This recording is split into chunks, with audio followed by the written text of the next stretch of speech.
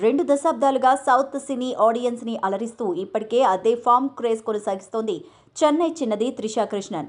మధ్యలో కొన్నాళ్లు కెరీర్ నత్తనడకన నడిచినా తనకు మళ్ళీ మంచి రోజులు వస్తాయని నమ్మి అలాగే కొనసాగింది. త్రిషా సంకల్ప బలమో ఏమో కానీ మళ్ళీ తిరిగి అమ్మడు సూపర్ ఫామ్లోకి వచ్చేసింది. టాలీవుడ్, బాలీవుడ్తో పాటు సౌత్ ఇండియాలోని అన్ని భాషల్లో నటించింది హీరోయిన్ త్రిష.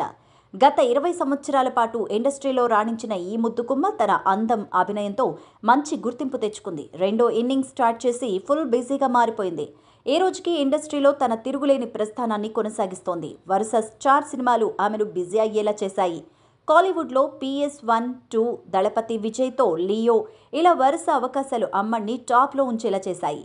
అక్కినేని అఖిల్ ఈసారి బిగ్ ఛాలెంజ్ ఈ క్రేజ్తో తెలుగులో కూడా అవకాశాలు అందుకుంటోంది త్రిష. ప్రస్తుతం మెగాస్టార్ చిరంజీవితో కలిసి విశ్వంభర సినిమా చేస్తోంది ఈ అమ్మడు. ఆ సినిమా తర్వాత మరో 2 సినిమాలు డిస్కషన్ స్టేజ్లో ఉన్నాయని తెలుస్తోంది.